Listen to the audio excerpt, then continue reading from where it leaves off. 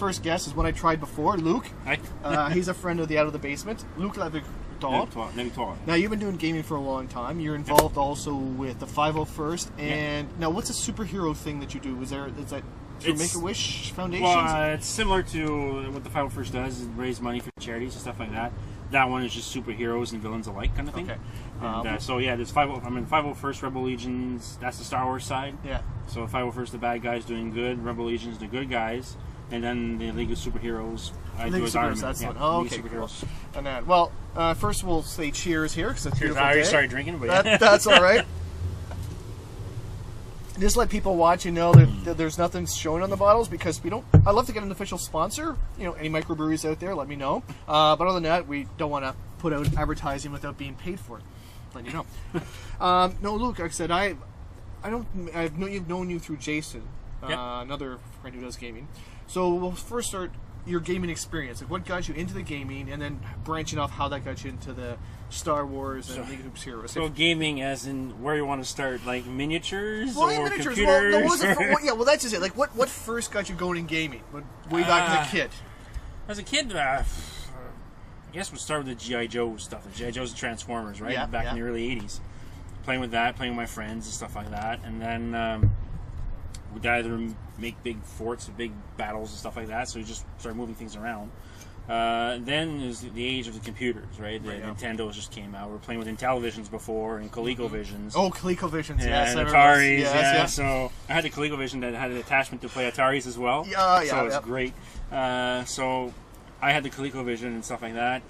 My cousin lived across the street, had the Intellivisions. Intellivisions had two versions, and then the Nintendo, and then my other friend had another Atari. So it was a little nucleus because of the village of a couple of hundred people at the most. I mean, and you guys probably shared games as well because pretty much, there wasn't. So that's how it started, and going from there, started playing. When I moved to the city, it was mostly high school. Didn't play much back then. It was mostly computer games and stuff like that, like Leisure Suit Larry, Space Quest, King's Quest, all that stuff, right? Leisure Suit Larry, yes. Leisure Larry, played them all. Yeah. So those I love playing those type of games. And then StarCraft, right? Back in the late 90s. I can't remember exactly when it came out. Yeah. Late 90s, early 2000s. Well, did you do World of Warcraft first? Because StarCraft came after the World of Warcraft, right? Didn't it? Did it? Yeah. It was like World of Warcraft, and then StarCraft sort of came around to the. Well, I never played. I didn't play World of Warcraft 1, 2, or 3. I only played Warcraft. I played World of Warcraft. Yes. Was actually in the beta. Sorry, Warcraft. Yeah. Warcraft. Yeah. So then I played World of Warcraft for a long time. Okay. But before that, let's back up a bit. I played. I was playing with my friend. I played. I'm trying to remember the precursor before. It was Age of Mythology, but you had 3 different words. You had Midgard. Three different worlds. And you did world versus world. Okay. And I was playing a Thane. I remember it was a Thane. It was a troll Thane. I was playing. I can't remember the Age of start with an M or something or. Not Age of Mythology, Age of Myth, Age of Magic, Age of I don't remember. It was our first real MMOPG kind of thing. Right. Okay. Yeah. So I played that, and then Star Wars is coming out. Star Wars Galaxies. Star Wars Galaxies came out in 2002, and when I started playing that, actually, I'll back up before. 96 is when I met Jessen, and then he was doing Warhammer 40K. Yes. And he brought some miniatures over, and during lunch we'd assemble them. Like, hey, what's that? So I started helping him assemble and stuff like that. Blew them and everything, and then I got hooked. And then my first army was the Eldar. I still have that army to this day. And I had 2 Eldar Phantoms about 2 feet high. Yeah, those were... They're big Titans. I sold one. I still original in the box, and I sold it for... A good amount, yeah. Good amount, yeah. Yep. I still have the second one, and I'll probably just remove all the paint off of it, and repaint it to the theme of my army I'm going for. Okay. That was 96, gaming here and there, then computer gaming, then 2002, Star Wars Galaxy came out. I was playing on the Starsider server, and Jessen had met, because I used to play with Jessen, a couple of friends from work, says, I met these guys in 501st or something. The 501st Expeditionary Force. I'm like, what the heck is that? No, people that get dressed as Star Wars, apparently, like, really? Like, what the hell is that? Exactly. What's that? So, and the internet was just really popping, right? It was just starting to really, then you can start finding stuff. So I found that out, and I had a Royal Guard suit that I had made for Halloween a couple of years ago. I just got help. My mom helped me because I can't sew to save my life, to make new robes for my Royal Guard, and I repainted the helmet, and I submitted my pictures, got approved, and I've been 501st since 2002. Good. Yes. And I just went, and I love that aspect of it because it's a lot of charity work. Yes, yes. And we donate 100% of our time. We don't collect any money to pay ourselves first because that's illegal in the eyes of Lucasfilms. Now Disney. Now Disney, yes. Yeah, because they own the intellectual property, so therefore we can't make any money. So when we show up, 100% of our time is donated. We don't pay ourselves. We don't pay for our costumes. So everything's donated by us, the money, the costumes, and stuff like that. So that's that aspect of it, so the legal side of it. And then when Disney bought Lucasfilms, they still kept the same agreement because they get free advertisement for nothing. Right. And they know the work we've done through the 501st Rebel Legions, and Mandalorian Mercs are starting to really be popular. Friend is over in Halifax doing the Mercs, Yeah, so that's another big group. They were really, I guess, the black sheep for a while because their standards were a bit low compared to the rest of them. And because you can do whatever you want in that universe, they weren't very well accepted. But now they're really, really pull up the socks, I guess you could say. Yeah. And it's amazing the stuff you can make, and they have stringent standards, and everything. It's great. I'm building one too right now. Oh, really? Okay, yeah. So I can pick and choose. So basically, sorry, there's like three. Is there three things now? Three bigger factions for the 501st now? Is like because there's the 501st Rebel. Well, 501st is the bad guys doing okay, good. 501st. Period. Okay. Rebel Legion's all the good guys. Chewie, Han, Luke, Ben, Jedis. But it's still, I mean, is it still through the 501st? Nope. It's separate entities completely, yeah. So that's just kind of funny because I'm a 501st member. I helped start the group here in Ottawa because we used to be part of the Canadian Garrison, which covered the whole of Canada, and then Alberta split off and became their own garrison. We became a squad back in 2007. The squad is 10 people in Ottawa. And around 2009, mid-2009, we're over 24, close to 25 people. That's the magic number to become a garrison. Basically what it is just brings you to the bigger table for the 501st because every garrison has a commander, and the commander has a seat on the Legion Council, which covers a bunch of people, whatever. So all the garrisons across the world sit at this table, kind of virtual table, and you can talk about.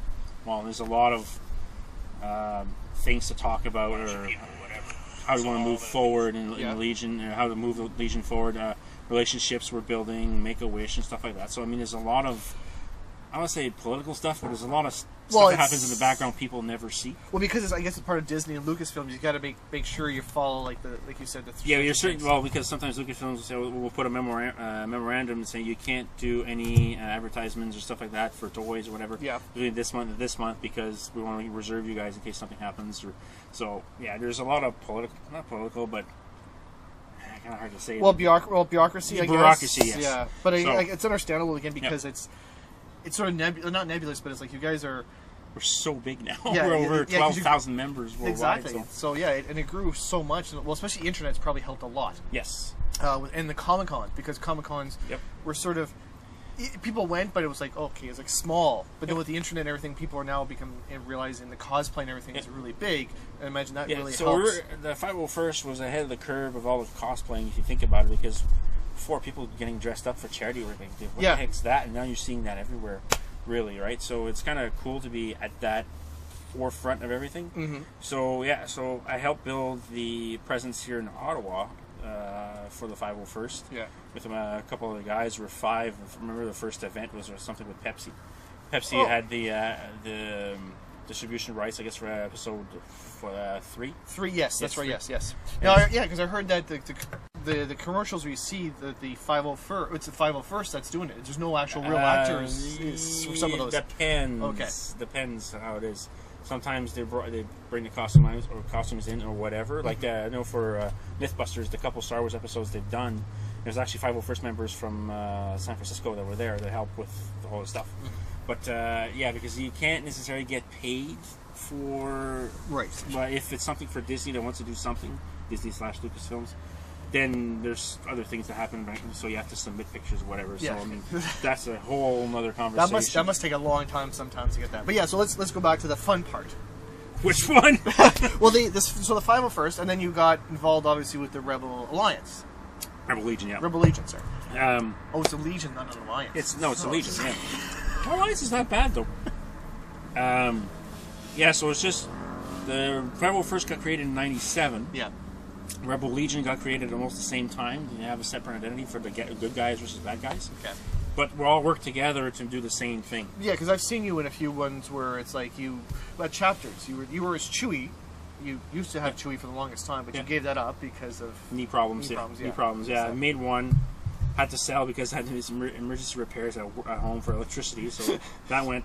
Made a new one, but I blew my knee last year, tore my meniscus and nerve damage. So I mean, last time I wore it was at an AC event last December. With Star Wars music, and it just couldn't do it anymore. It was just so painful. I just can't do it anymore. No. So if I ever do one again, I may have to do like the kiss boots kind of thing. Yeah, it's not too high, so no pressure on the knees. Well, like the one we saw, when we went to the Comic-Con one, there was a guy who was wearing a Warhammer 40K Space Marine thing, but he had it was basically just big boots. There was no stilts, so he was actually comfortable when he was walking around. Yes. And stuff so that's something. Well, I'm making one of those too. Okay. Slowly but surely.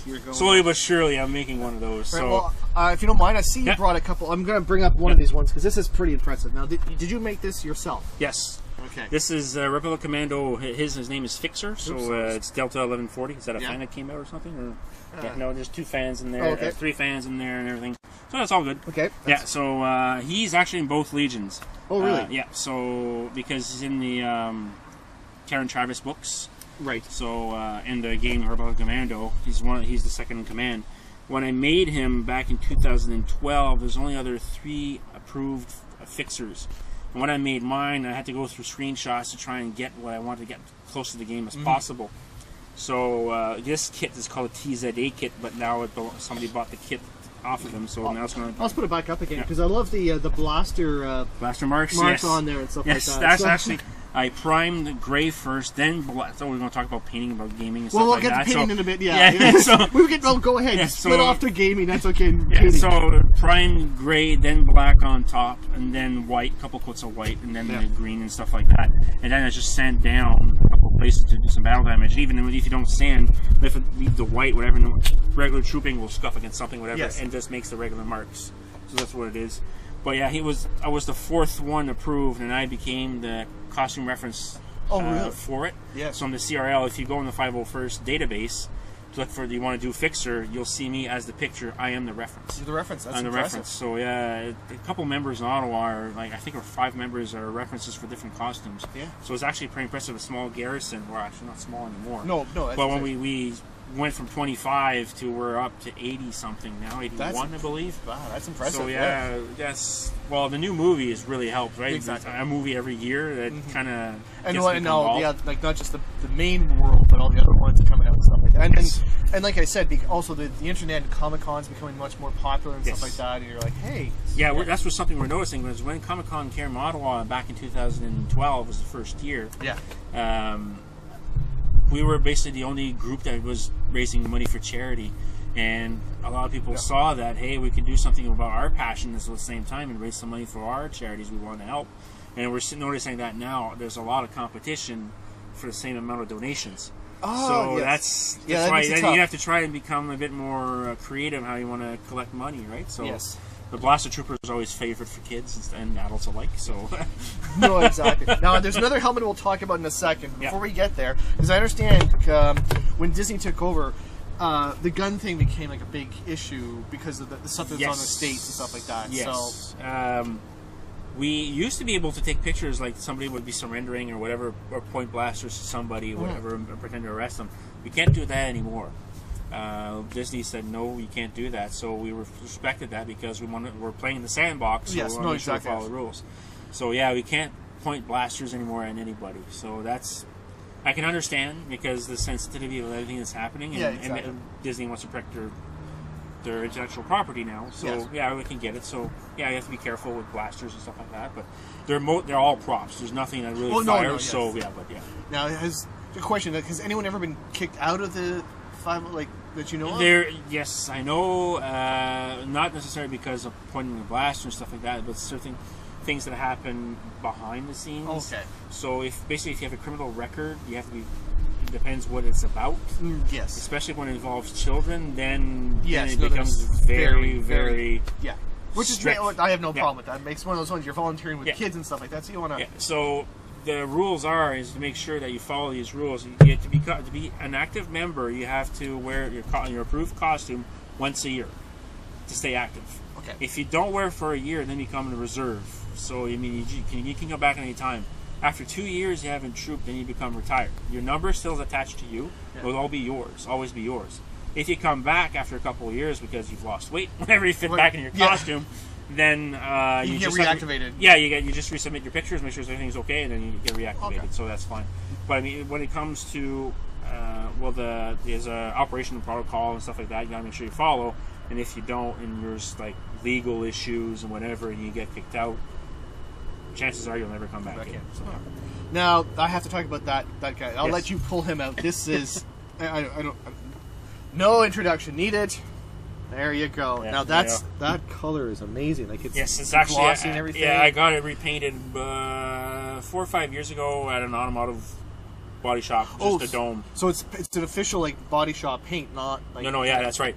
So the dome itself is like gloss black and stuff like that. So yeah, the front hasn't been redone. It hasn't been done in a while. Yeah. If you look, there's the different colored grays and blacks. Yes, I see that. Yeah, it's because they're not sure where the gray was, where the black was, because when they kept flipping the flame back and forth, it would move around. So that's the best estimate where the grays and blacks are on the cheeks and stuff like that. I don't know if people can see. But yeah.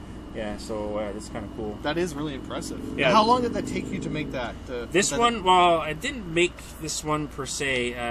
One of the members in Ottawa, the first Vader in Ottawa, was upgrading his gear, and I was like, "Well, I'll buy it because we need another Vader every once in a while because Vader can't be everywhere all the time." Sure, he can. So, it's forced, man. He can't. We all volunteers, right? We all work and stuff like that. So, bought just a hand-me-down, but this is a recast of a Dawn Post Deluxe.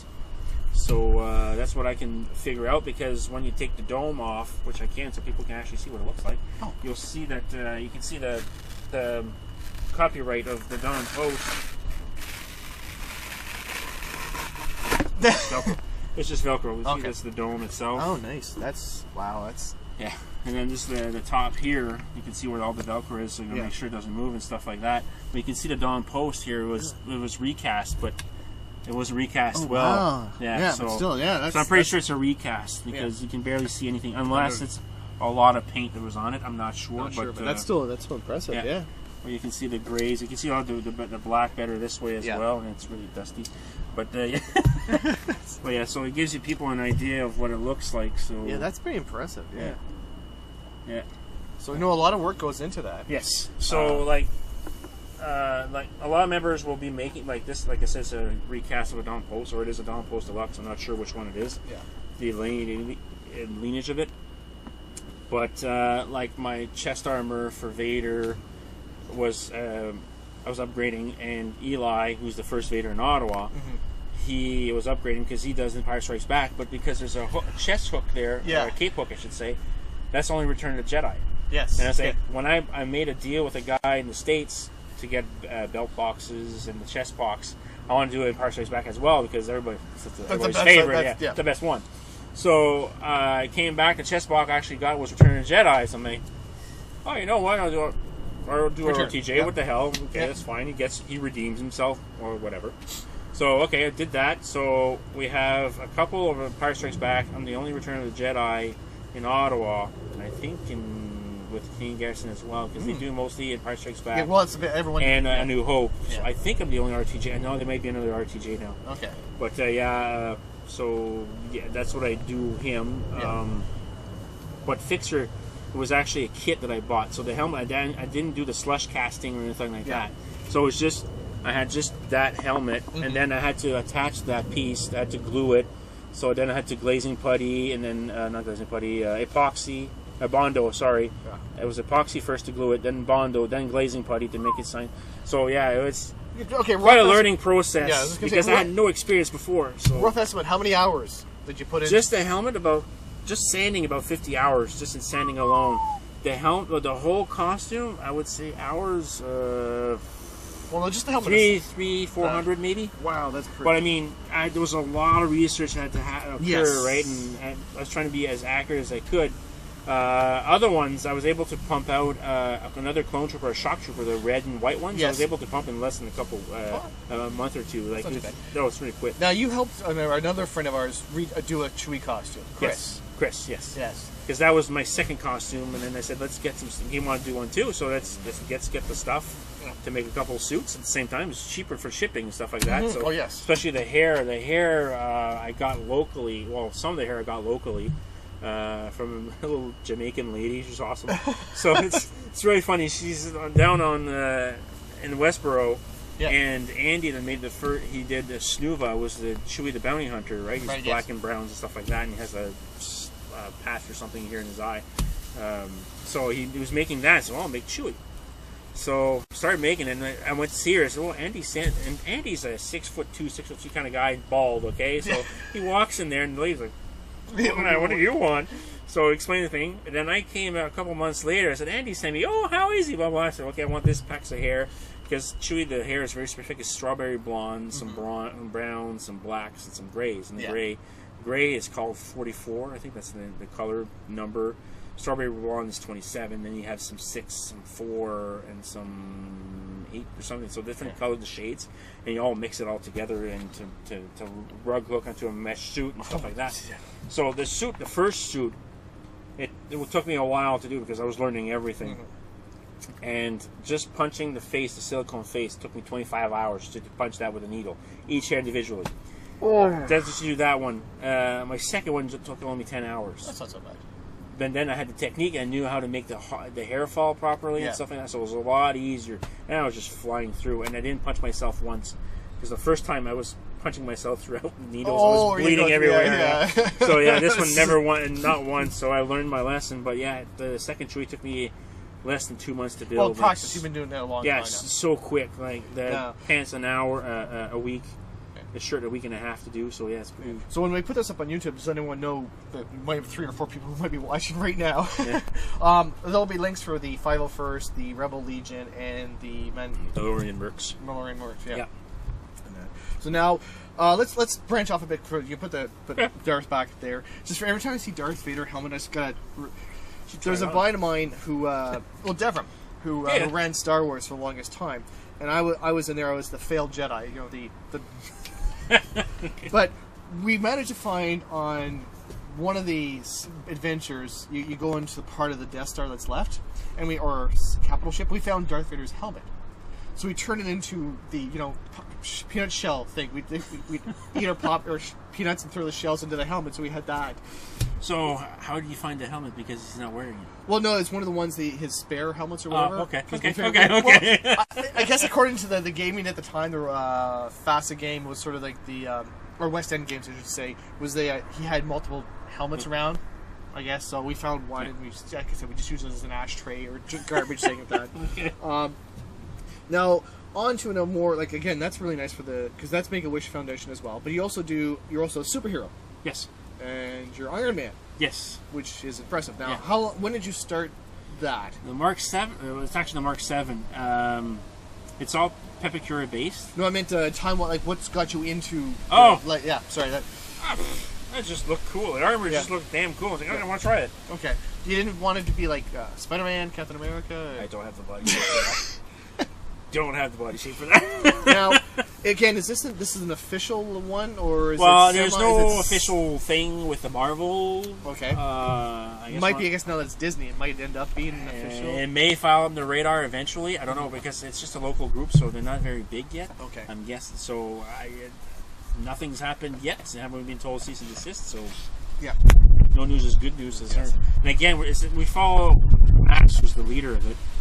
He loved what we did with the Star Wars stuff, and he's just like, he was more into superheroes, so he wanted to do the same thing, and that's how he modeled the way he was working with charity groups, stuff like that, the same way we're doing it. So it's the same thing; it's just superheroes instead. So. Right. And and again, this is where I'm impressed with you, because you've been there with some sick children and stuff like that. Yes, I visited Patio a couple times.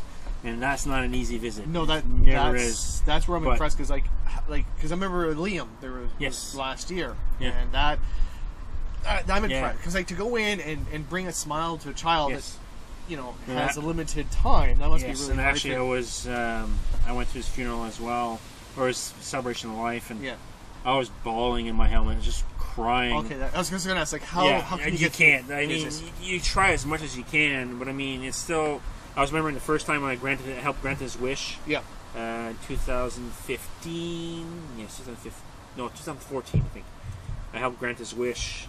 He wanted to go see the Iron Man Hall of Armor in Anaheim. Yeah. I'm like, that's pretty cool. And then that's Children's Wish Foundation had reached out through Max if I could go. So I went there, suited up in the basement of their house, went up the stairs, granted his wish, and they said they never seen him smile that much until they saw me come out. Mm-hmm. So spent an hour and some with him, and bringing me to his room, and he couldn't speak anymore. So he's just like grunting and stuff like that. And his room is plastered wall to wall with Iron Man stuff. It was really cool. And then last February, I heard he was back at Roger's house and wasn't doing well. And they said, well, he's got a couple months at the most. So I reached out to our leader, Max, and said, if he wants to visit, I'll go anytime. Just let me know. He talked to his parents and started lining everything up. Yeah, okay, you can go this Saturday. I went this Saturday. I brought a local 501st member who also does Hawkeye, and he's almost a spitting image of Jerry Renner. Like, it's incredible how much he looks like him. So we went and did a visit for about 15-20 minutes, visit other kids as well at the same time. Mm-hmm. And even the nurses, when they came out of the elevator, and he just beamed.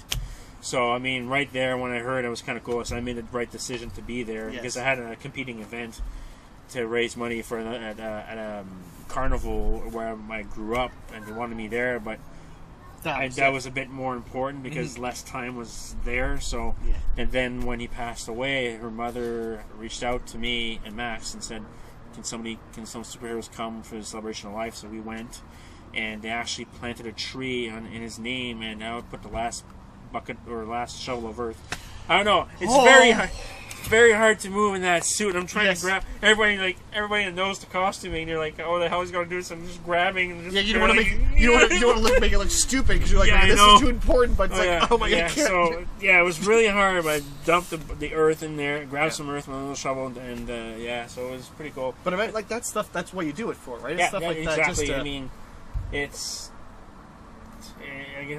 hard, but at the same time, it's very validating or very rewarding, especially after. I work in IT. You work in IT, so I mean, you need something that's just completely disconnect, and then that helps you. Star Wars, whatever. Yeah. I mean, when I'm working in my garage and suits and stuff like that, I completely disconnect. I'm just focusing on that. It's like a big model if you think about it, or a big miniature if you want to look at it that way, because we'll be covering that too after. Yes, exactly. But you just completely disconnect and refocus, re-energize. So that's like I said, that's quite impressive. I'm very like I said, that to me is the biggest thing I can imagine doing to help out other people. And like you said, that makes up for all the hours and hours of hundreds of hours you put into it. Seeing that one child smile like that. I mean, I've dressed as Vader many times, and I don't know how many kids will rush up to me, and he's the baddest guy in the galaxy. They come over and give you a big hug, and you're like, hey, is some parenting done right or not? Right? I don't know, but I mean, if I was really playing the character, I'd be like, well, I should choke you, but so, it's like forced because it's surprising. Even some kids are afraid of Vader, but that's why when I was the squad leader and then became the garrison commander of the garrison in Ottawa, I was always making sure the standing invite was always put to the Rebel Legion as well, because some kids don't like Vader, but they see Princess Leia or Jedi or whatever. Or oh my god! Chewbacca's took a bit longer to get here, but with Chewbacca, I mean, it's always standing invite. Just show up, and then because we're all in the same playground. I know some other groups in the world don't play well together, but for us here in Ottawa, it makes sense because you're not trying to be against each other. You're trying this is for all the charity and events. Star Wars and raising money for charity. Yes. That's what people need to focus on. And they need to be, both groups need to be there. I mean, yes, it can sometimes happen where it's just an Empire or Rebel, but both being the Rebel, the Mandalorian mercs are being more prominent now. Yes. In Ottawa, we're going to see a lot more popping up. So it's like because the funny with the armor, the Mandalorians, Mandalorians. Because there's the X-Wing board game, miniature game, right? Yes. And there was Imperials and Rebels, but now there's also Scum. Yes. And I'm just thinking it's pretty much like you guys. You've got the Imperials, the Rebels, and Scum. Well, he's actually a Republic Commando, so that's why he's both in the 501st and the Rebel Legion, because when the 501st, when the Order 66 was given, most of the I hate that. That's just the prequels. Doesn't matter, but okay, just to finish it's canon now. Sorry, it is canon. So when the order was given, the clones were pre-programmed to actually execute the order. So that's why the clones are both in the 501st, because when they turn evil, but they were also the Alliance or whatever, because they were the good guys before, the cops or whatever you want to call them. So that's why he's in both. Okay, yeah, that's why. Yeah. Now we're going to go more fun back to the gaming sort of aspect with the Warhammer 40K, because I know you do. Well, you do a lot of painting, but now you're also doing 3D printing as well for terrain and stuff like that. Yeah, 3D printing. Oh boy, that's another. That's another act in frustration. Stuff like that. So, I could.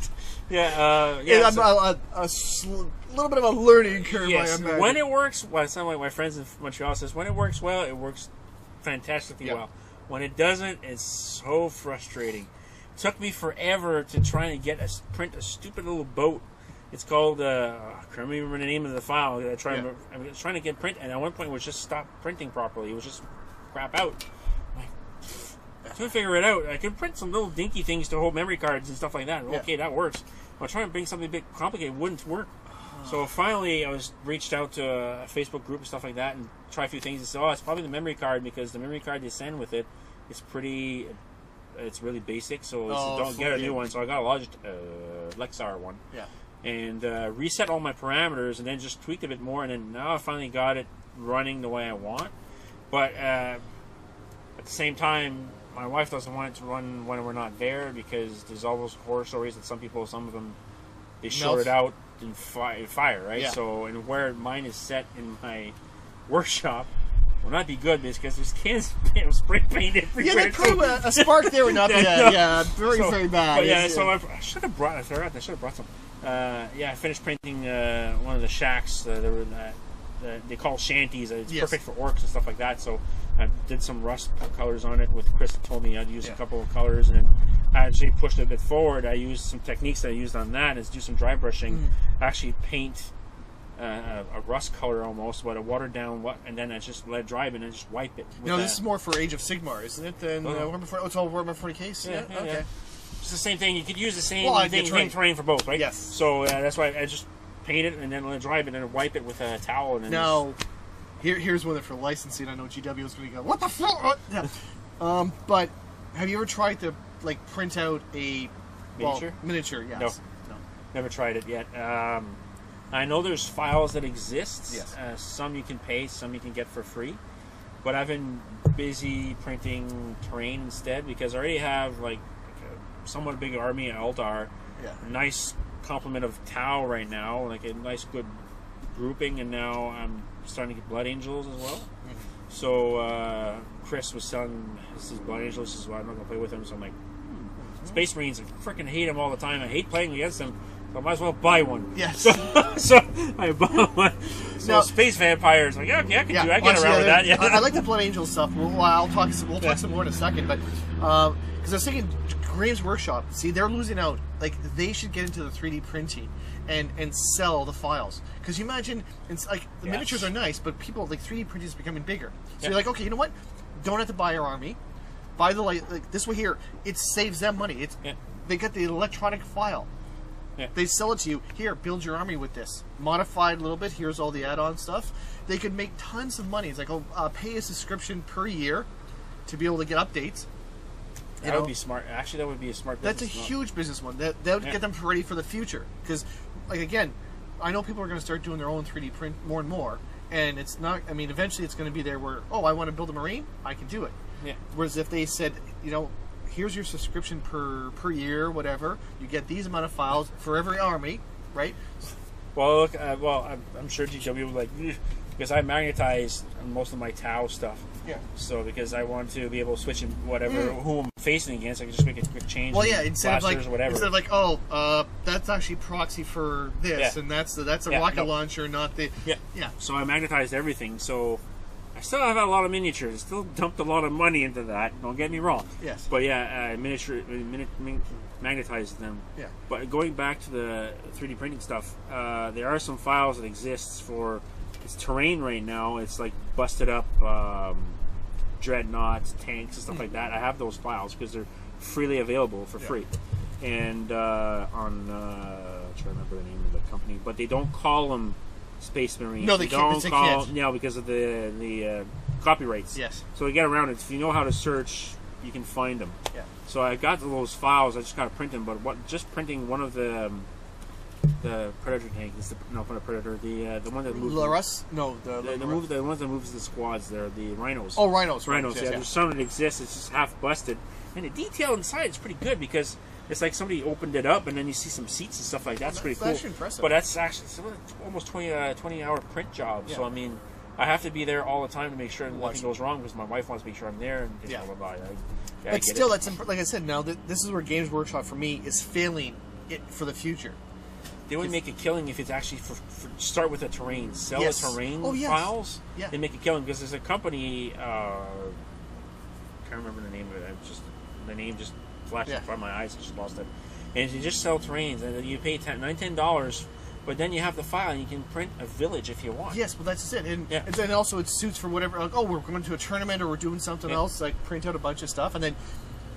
Then you can share. It's easier to share the terrain, right? It's like I printed it out, you print this out, you know. And like I said, in my mind, they're losing out so much for a lot of fees because also it is expensive to get into Games Workshops. Like it's expensive. Yes, it is. Whereas if you only do it randomly here and there, okay, I'll print out an army for someone or for myself, and then I can, it's like, what if you sell it on eBay? Well, they do that now anyways, right? So they're losing that market right there. Exactly. But I think like I said, yearly subscription for each army and stuff like that. So now we're going to talk some more Warhammer 40K, if you don't mind. Yeah, sure. Did you get the 8th edition? Yes. Yeah. I didn't buy the box. Didn't buy the box, but you bought. Yeah, but I have the books. And stuff. Have you read a lot of the fluff and stuff like that? No, I'm not a fluff reader. Okay, so because I'm a fluff reader, right? So this for me is like, because now there's the new Primaris Marines. Yes. Right, and Gilliman. Yes. Everybody talks about, and he. Yes. For 10,000 years, no one taught, this fabricator guy, that's all he did for 10,000 years, nothing else. Didn't tell anyone else when, the orcs were invading, all these other invasions are going on. Not going to say a word. You don't kind of help. But I have an issue with some of the chapters accepting the Primaris. Okay. The Blood Angels being one of them, okay? Because they have the Rage and the Black Death. Yeah. Right? Or the Blood, the Thirst and the Rage. Are the Primaris going to be affected by that? And well, considering they call everything else Xenos and stuff like that, and they're technically space vampires. And yes. Shouldn't they be like, hey, you're bad? Well, it's also like okay, and then the Flesh Terrors, which are like even more the vampire stuff, and that. And there's another one, the Bloodletters or something like that. But yeah, it's like they're even crazier than the Blood Angels.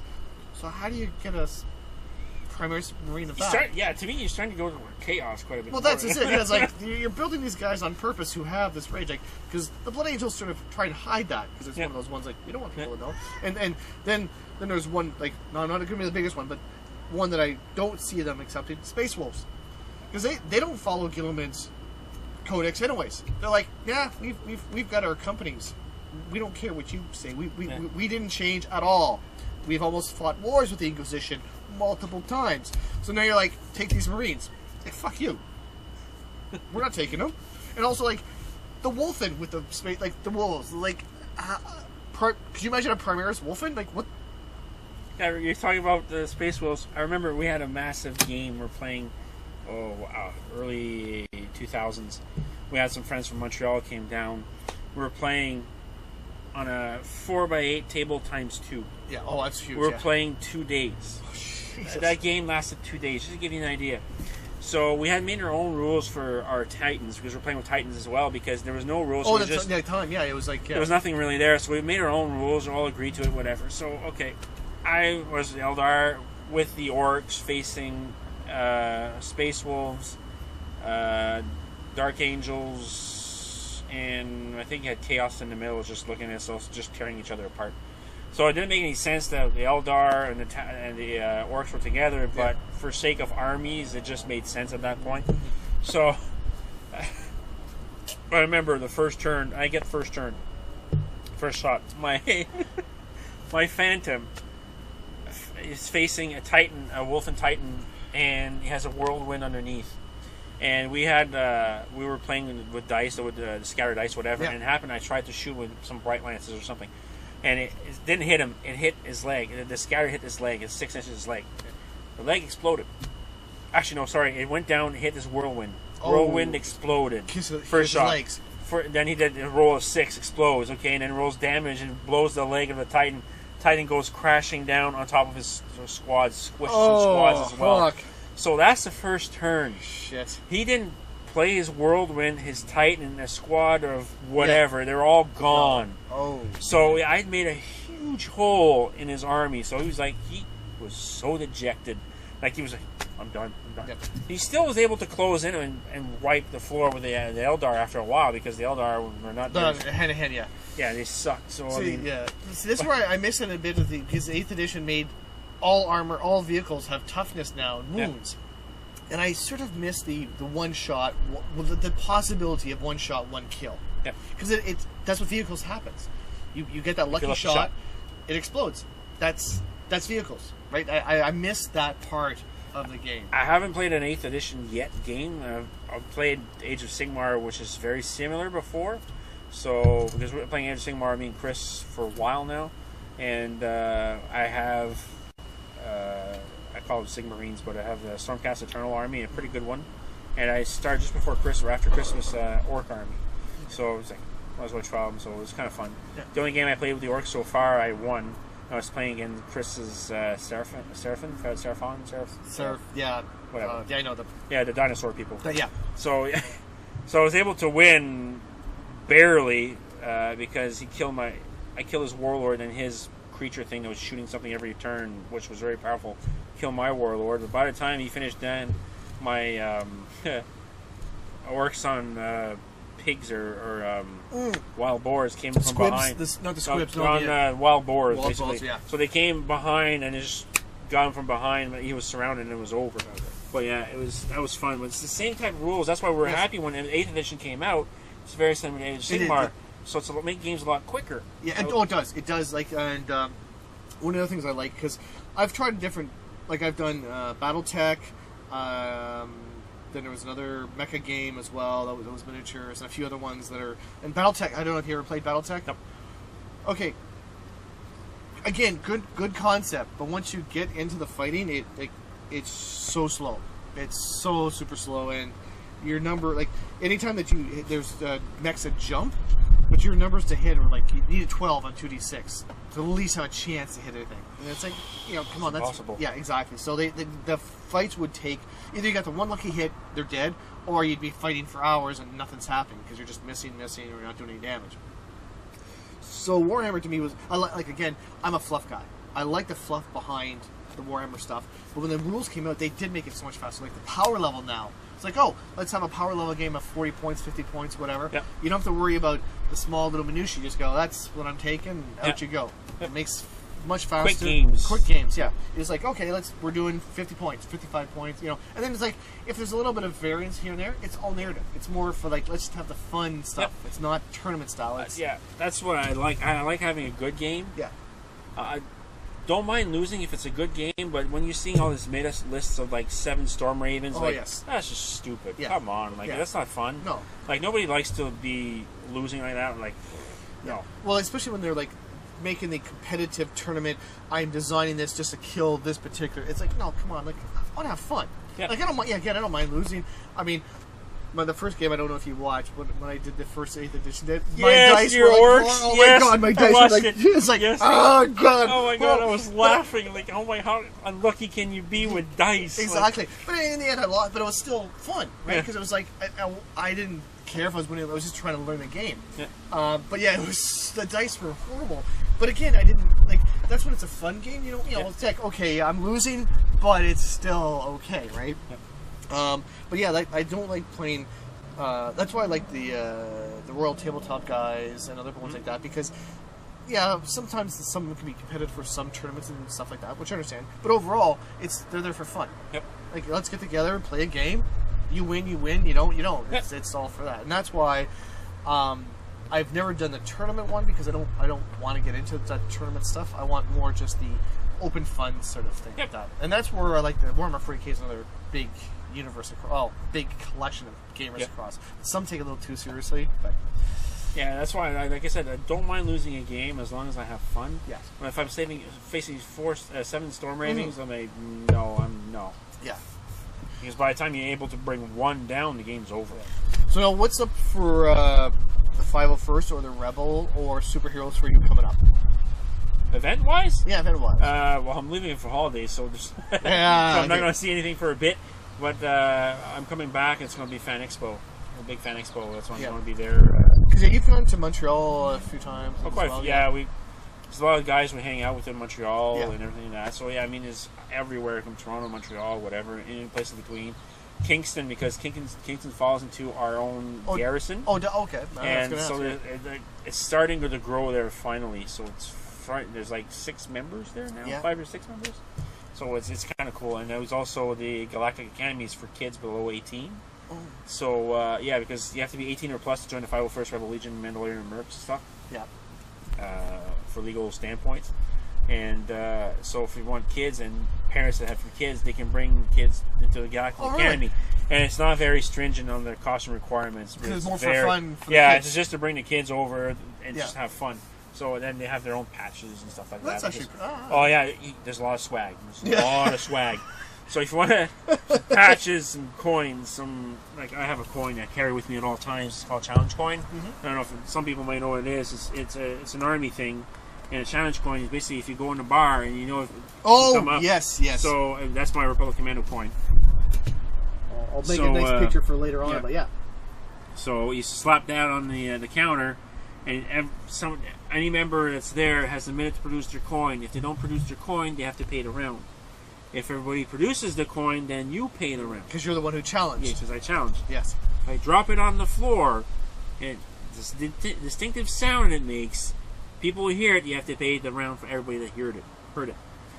So, at Celebration Anaheim in 2015, I went to a meet and greet for all the clone troopers, because the Republic Commander was a clone trooper.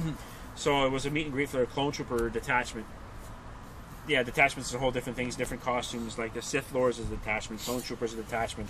Pathfinders were scouts, biker scouts, and the new ones from the new movie Rogue One, they're the Scarif Troopers, whatever. They're part of the Pathfinders.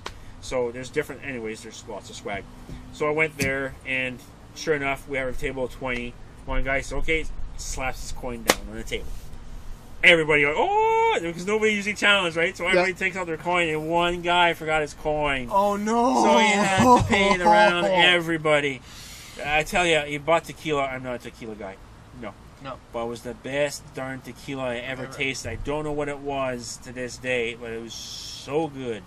And then afterwards, when all said and done, I take my stuff to trade, and then I had a bunch of coins. And the guy said, "You couldn't give me one." I said, "You got nothing to trade for it." Yeah, I'm going to pass a free drink, and you can see. It's like, no, dude. Like, you got to carry your own. Like, don't look at me, man. Like, I got extra for a reason. That's where I'm like never going to lose it. So I was going to say that would have been worse if you dropped them though. Then there was like 75 people at that meet and greet. So I mean, it would have been very expensive. Yeah. So you paid around for all the tequila, and it was very good tequila. Well, that's pretty impressive. That's good. Now, okay, so let's talk about the Star Wars movies. Now, obviously, Empire, the number one. Yes. The new ones, Rogue One and Force Awakens. See, I didn't mind Rogue One because, there's certain things that didn't really add to the storyline per se. Yeah. But the last 15 minutes or something, like, holy crap. Now, I found Jyn Erso? Yeah. Yep. I found her character a little bit grating for a lot of it, just because I don't know, she kept not wanting to be there, and then turns around, okay, let's do it, and then she's the leader. A lot of people that's the formula, right? Is no, then yes, whatever. Yeah. Maybe something happened when she saw her father die. We don't know, whatever. Yeah, well, that's it. Yeah. We didn't see the break in her brain, the synaptic break, whatever. Anyways, again, it's a movie, popcorn movie. I was like, okay, I enjoyed that better than I did Force Awakens. Yeah, same here. Because I found Rey. She could do everything easily. It's the best. And see, I like Star Wars New Hope. Well, sorry, the original Star Wars before it was called New Hope. Yes. The original Star Wars. Yes. Luke had the Force in him, but he didn't know. I mean, yeah, he had a little bit of skill, flying that, but he wasn't the best. He couldn't do everything right away. But he could target womp rats with his T-16. But you never actually, he still wasn't the perfect pilot. Like he still made mistakes and stuff like that, which was cool because he might have the Force in him, but he's not trained. He's raw. He's still learning. And then even in Empire Strikes Back, he's getting better at it, but he's still not that great. Yeah. Rey starts off like goes toe to toe with a guy that was trained. Yeah, exactly. And picking up a lightsaber and going at it, and it's like, wait, no, like Luke lost his hand even after doing training with Yoda the first time he went up against Darth Vader. Yes, but at the same time, so like I've LARPed as well. Okay. I've done some LARPs, and I've seen some people that don't know how the hell to fight.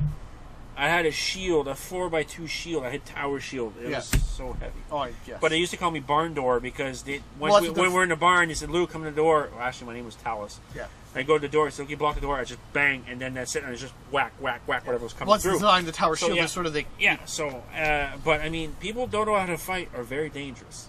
Oh, I give you, but Rey showed that she had skill. Like Luke in Empire Strikes Back, he's still learning. Like he can sort of hold his own, and then, but the better skilled guy in the end wins. Yeah. Rey is up against a guy who's been doing this for a long time. She's never even used a lightsaber, but again, we don't know when did what's his face there Ben. Yeah, Ben. Yeah, Kylo Ren. Yeah, Kylo Ren. Yeah, Ben and Stimpy. Ben and Stimpy. Yeah, exactly. But yeah, when he quit his training, right? We don't know. It hasn't been said yet, right? No, but obviously he's still been doing some fighting, right? Like, well, okay, admittedly, probably computers and desks and stuff. He's been beaten up a lot, so that's not hard to get skills to that because he freaks out, and just attack the desk. But I just felt Rey was just too over the top of being able to do flying, shooting, and all this stuff, and. Maybe flying. She was probably flying before. I know, but it just to me was she too knew much. She knew the junk pile. She knew it. So I mean, she must have flown it before. Oh, I know. That was my issue. But so I did like Rogue One much better than Force Awakens as well. Yeah. And of course, the last few minutes with Darth, Vader, that made everything. But it's so disappointing. You see what he did in there, and then turns around and you watch the original movie, and think, "Holy crap, he's lame." I know, and this is where there's one site I watch every once in a while, crack.com, and they're talking about like how Rogue One ruins New Hope and other ones, because you're like, well, if you could do that, no one's afraid of. Like, I mean, they showed fear that Darth was showing up, but he didn't show anything crazy. No, and especially like when he's fighting Obi-Wan, it's like. There was no... Yeah, well, it's also 1976 when it was filmed, 1976, compared to like 40 years later. So and also, like the techniques are much better now. Yeah. But I still, like, it still does tie in quite well for the... People her CGI for Carrie Fisher was pretty bad, though. Yeah, it was. Yeah, and Tarkin. Like those Tarkin was a lot better than Carrie Fisher. Yeah, Carrie Fisher was the one thing. They should have just kept her from behind. Yeah. Like, not actually show her face. Or even the side profile. Side profile, it would have been much better. Yeah. So, do you have anything else that you want to add to this? I think we've done a whole bunch of stuff. We didn't touch a gaming portion, really. Oh my god, yeah. Well, but I mean, I guess part 2 one day. Part 2, yeah, exactly. We'll continue more. So, like you said, what's in the fall for you for coming up? I forgot again. There's a Fan Expo coming out in Toronto at the end, first weekend of September. Labor Day weekend? 31st. First, second, and third, or something like that. So so it starts on Thursday, but I'm there Friday, Saturday, Sunday. You going with Chris, or is Chris not? No, I'm going with Catherine. I'm actually the commander for the Rebel Legion in Canada as well. Okay. So nice. Plug in. Right on. So I'm the commander for the Rebel Legion in Canada, except for Alberta. Yeah. And she's my XO, so we're going together and see our guys. Is there any League of Superhero stuff coming up for you, or? I haven't checked in a while because summertime I don't want to wear Iron Man because he's foam and it's so. Oh, what's the matter? You don't want to pass out from after a couple of minutes? I thought Vader was bad. I've done events at Westfest on Westboro one year in 2013 doing the plug for the Star Wars 90s. I'm just wearing the shirt by accident. And I was 2.5 hours in 35 degrees sun, no shade, whatever, no fans because my fans were not working. Oh, fuck. Did a 2.5 hour troop, no problem. Went back into our change room, which was at the Loblaws in the Westboro. My God, I downed 2 water bottles like bang, bang, back to back. But yeah, Vader's warm because it's a leather suit, but the other one is foam. Foam retains heat. Even worse, yeah. My fingers become sausages. I can't flex. And I'm guessing Disney wouldn't let you put the water bottles attached to Darth's helmet to have like the No, but I could put underneath the cape so nobody would know. Yes, maybe that. Actually, yeah, I might. Oh, come on, do Bubba Vader with the beer cans there. It's like I'm not Darth Vader. I'm Bubba. Actually, no. I could wear a camel pack in the back. Nobody would know. Just have the water come from the back. Nobody would know. Well, you've seen the one. Was it Chuck Vader? Years ago there was a guy who Chad Vader, yes, yeah, the nighttime manager of the grocery store. Yes, that's so funny. That was awesome. Yes. I guess he wouldn't be able to do that now. I guess because Disney owns it, it might be a little bit harder. Not necessarily. I mean, if somebody does it on their own, I mean, a lot of people do own fan films and stuff like that. So I mean, I don't think they'd crack down. And of course, Troops to me is still one of the best fan films out there. Yes, absolutely. It's over 10 years old now. Yeah, but still holds up. Oh, absolutely. Fantastic. Well, if you don't mind, Luke, is that all right for you? I'm good. I'll have to come back again and talk more. Oh, exactly. Yes, we'll talk role I'll bring more helmets and talk about what stuff. Oh, yes, and then some of your terrain you've built and stuff like that. Absolutely, yeah. And gaming and a whole bunch of other stuff. So yeah, thank you very much, Luke. No I'm glad we got this done.